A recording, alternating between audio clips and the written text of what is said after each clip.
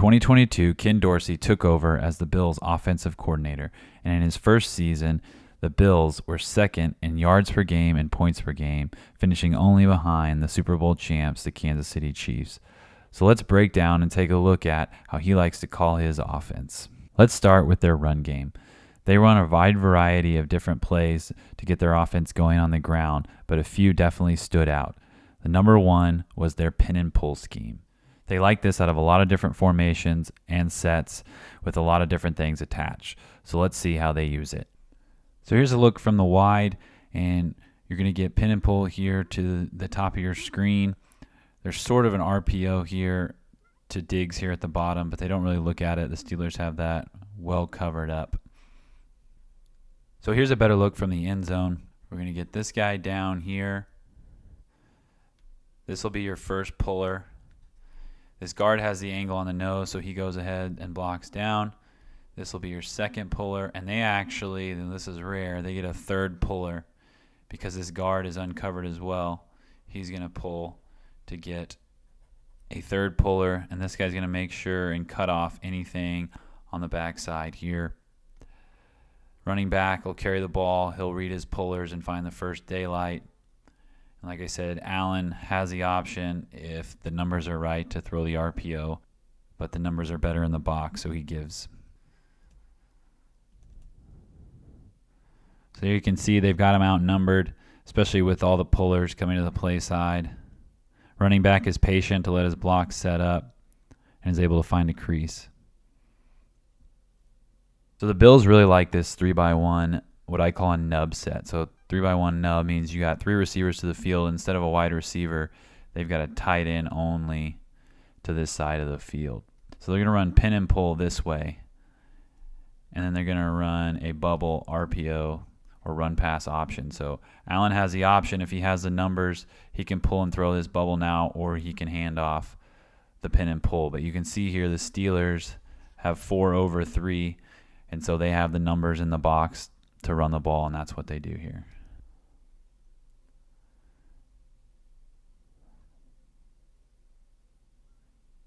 So let's look at the blocking scheme here. We're going to start with the tight end. He's going to try to reach and pin this defensive end here. This tackle is going to block down because he's covered. This guard right here will be your first puller. Now, they have choices here.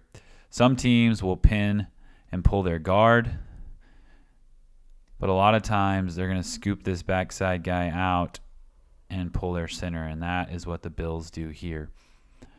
This guy is doing what we call a sift technique. The linebacker he's responsible for is outside the box. So instead of just running to nobody, he's going to softly stay here and stab this defensive end, and he's going to, if this guy were to fold back in, he would have him. So again, like I said on the wide, they have the numbers in the box, so they hand it off here. So you can see, good block by the tight end. He reaches, good kick. So they've got a seam, but the Steelers linebacker does a really good job of fighting through contact, and they get a minimal gain.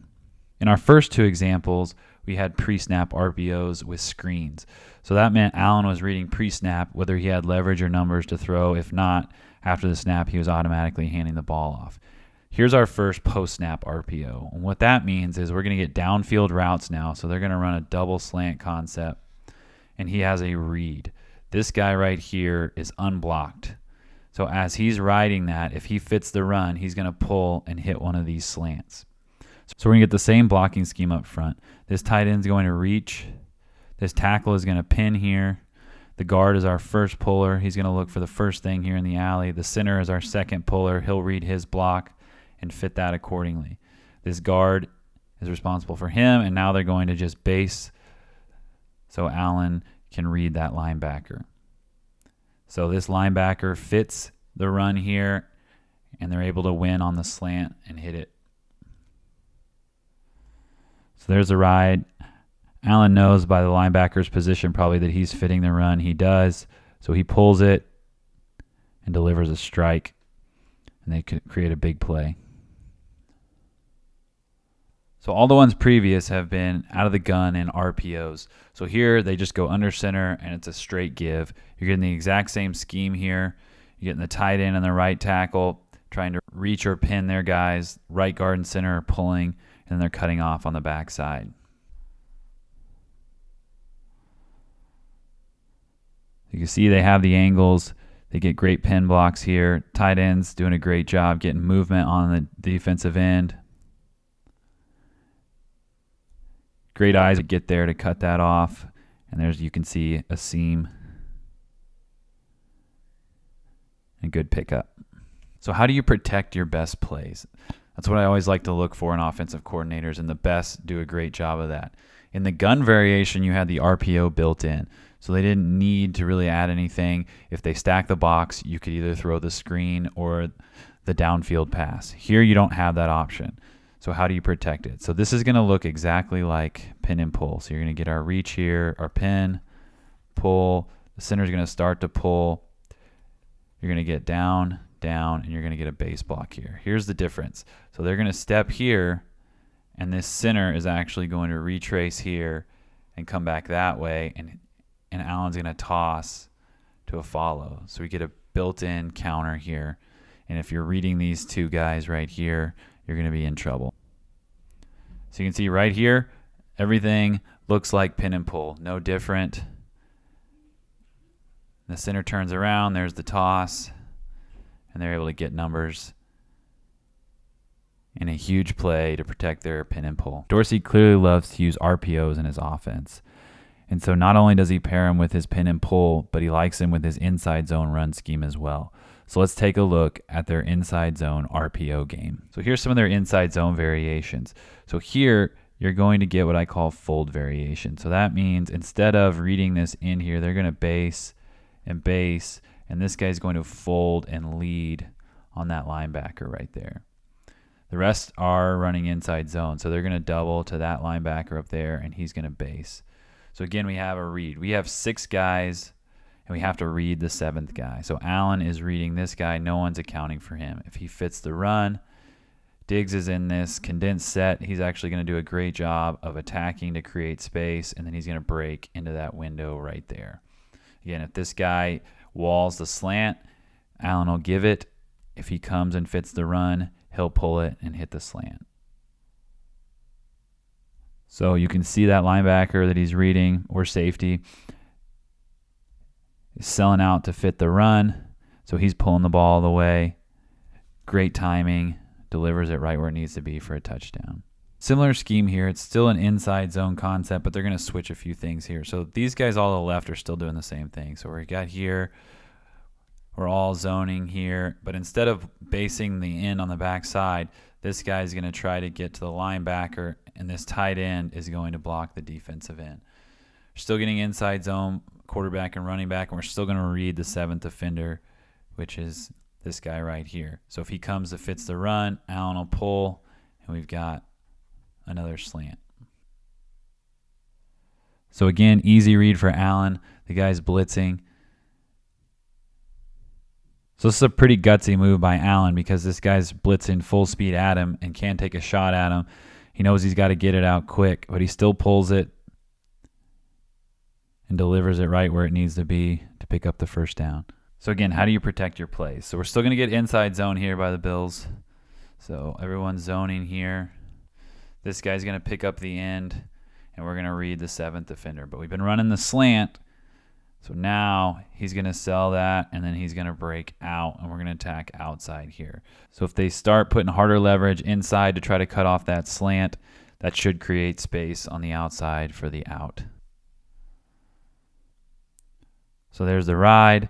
He's selling out to the run again. He pulls, gets the ball to the out. And again, get it to your athlete in space. He picks up another first down. So in their passing game, they love to use 3 receiver sets and use an option route from their number 3 receiver. So let's take a look at how they do that. So here they are in a 3-by-1 set, and these 2 guys here will mix up their routes, but in this case, they're both running goes. Here's Diggs here as a number 3 receiver, and he is our option route guy. So he is going to jog, and it's a very slow attack here because he's reading this. And so it's not just a sprint off the line. And so he's going to get to 4 to 5 yards, and he's just reading what he has. Where's their grass? Most of the time they break out here, but if there's nobody to the middle of the field, they'll settle over here as well. And that's the option part of this route. So you can see he throttles down. He knows he's going to break out, but he's going to set this up. And then as soon as he breaks, Allen delivers a great ball.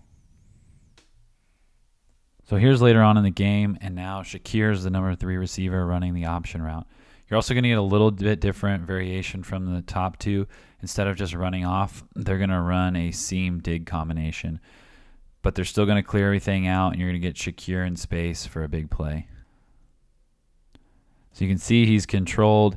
He's reading that leverage of the linebacker. He clears out, so he's wide open. He just kind of drifts and is able to break down the sideline. So now we're in an empty formation, and we got Diggs back as a number 3 receiver. So these two are going to run off again.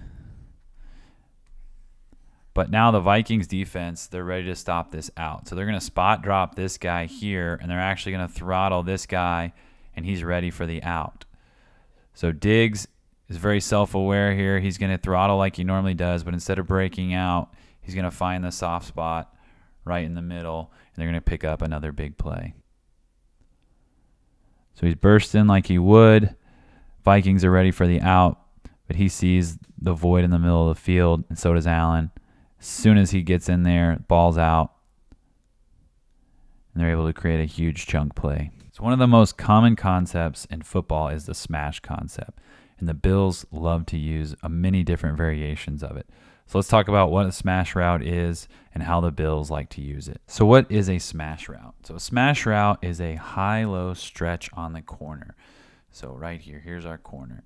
So you're going to get some kind of deep corner, usually call it a corner route, or they angle here. But it could be sometimes they read the coverage and break it out. But you're going to get a deep outbreaking route, and then you're going to get some kind of shallow route here. And again, the variations, there's a lot. You can just run a hitch. That's kind of the standard. But in this condensed set, you can run a quick out. Either way, you have a route that's high up here and a low here, and you're just reading the cornerback. The cornerback squeezes the low route. You try to find the hole in behind him. If he gets depth, you hit the route underneath. So in this instance, Diggs is going to motion into a condensed set, and we're going to get our deep out here, and then he's going to run a quick out there. So there you go. Chiefs are in kind of a cloud cover 2 look. Really, it looks like Allen should go to the corner route to the tight end, but he elects to just check it down to Diggs. And Diggs makes a good play. So here's another variation, and a smash concept is great attacking cover 2, and the Chiefs love to play cover 2. And what that means is this corner right here, both corners in this instant are flat players. So they're going to try to be physical here on the number 1 receiver, but they have anything in this flat area over here. And this safety is responsible for anything that's deep, which means there is typically a void right in here behind the cornerback, and that's what smash is attacking. So they're in this condensed set, and you're actually going to get the number 1 receiver here. He's got the high corner route here, and this number 2 has got the quick out to try to bait that corner so they can hit this in behind him. So there's the snap. The corner does a good job of splitting them, but there is a void there between him and the safety, and Allen delivers a back shoulder ball there and is able to complete it.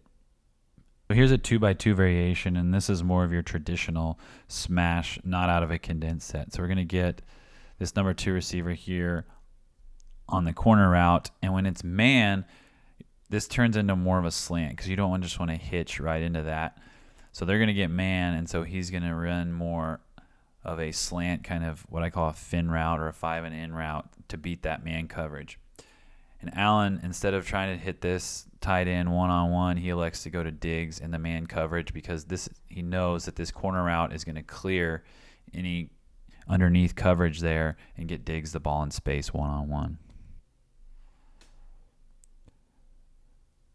So you can see the Vikings are bringing a blitz, and that clears out the middle of the field. So he's just waiting on Diggs to win his route, and as soon as he does, he hits him in the stride. When Dorsey and the Bills needed a big play, they like to rely on their Y-cross concept. So let's look at some of their biggest plays from the season. I really like the aggressiveness of Dorsey here. They're backed up here, so they're going to take a shot. So let's start here at the top. You're going to get a fade route here, and they can run a fade. Sometimes they run a post, as you'll see later on.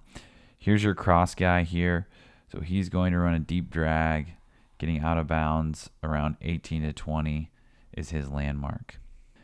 Now, typically, this guy down at the bottom runs a curl, and then somebody would release, either the tight end or the running back would release into the flat to create a curl flat on the backside. But they're wanting to take a deep shot here, so they actually run this guy on the post, hoping that this safety runs with the drag and opens up that post. That actually doesn't happen here. The Steelers really have the perfect coverage called for this. They're going to bracket both of these outside guys here, and this safety just takes a bad angle, and Gabe Davis outruns both the corner and the safety for a huge touchdown.